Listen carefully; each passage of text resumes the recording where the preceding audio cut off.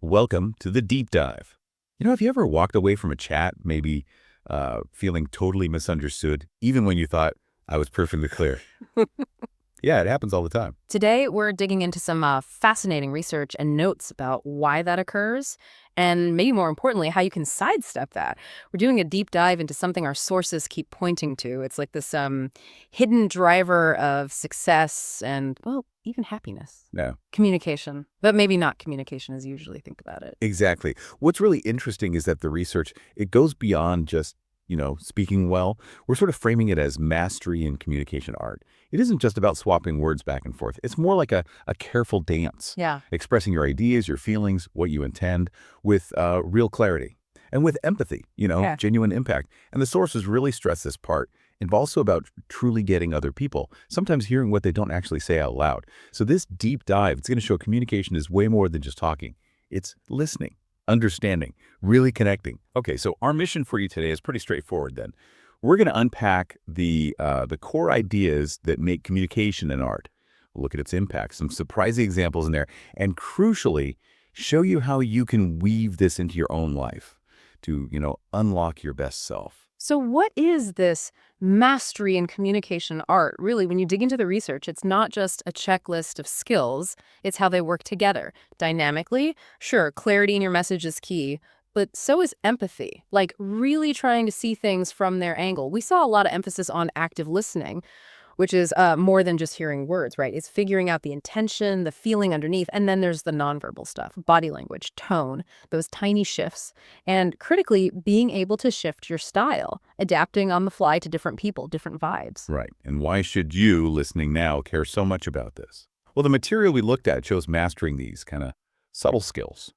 It changes things fundamentally. Think about work. Our sources suggest this mastery isn't just about presenting facts, it's about sparking action. hmm Inspiring people. Exactly. And it cuts down on those awful misunderstandings, Yeah. the ones that just drain your energy. Oh, definitely, whether it's at home or in a big meeting. And personally, it's a real confidence booster. Yeah. Knowing you can connect authentically, that leads to, well, just more satisfaction in life generally. And if you step back and look at the bigger picture, Yeah. it's kind of wild how often we shoot ourselves in the foot, communication-wise, I mean, even when we mean well.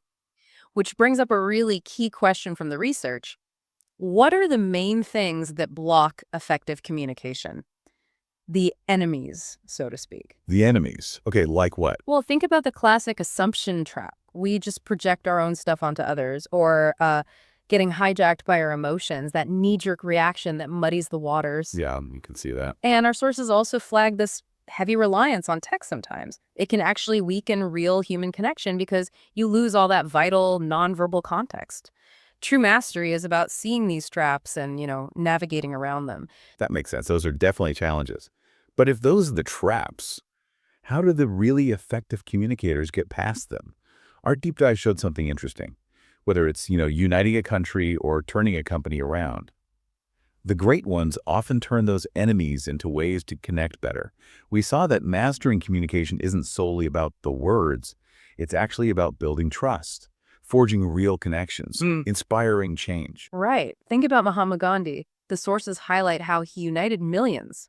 Not with complicated speeches, but with simple, clear, empathetic messages everyone could grasp. Accessible, yeah. Or Satya Nadella at Microsoft. Our research points to how he shifted that whole company culture. It was through being open about the vision, fostering this learn-it-all vibe, where asking questions was actually valued. Interesting shift. And then there was this teacher, Ms. Anjana, an amazing story. She had this very introverted student, didn't just talk at him. The notes showed she spent months just observing, patiently, and eventually used one specific nonverbal signal that finally broke through. It proves active listening sometimes means hearing the silence. What strikes me is how similar the core ideas are in all those examples. Yeah. Gandhi, Nadella, a teacher. Exactly. It really hammers home that your communication, that's your power.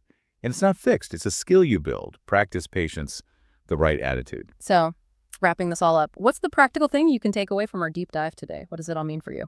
Maybe think about this. What's one tiny, deliberate thing you could try in your very next conversation?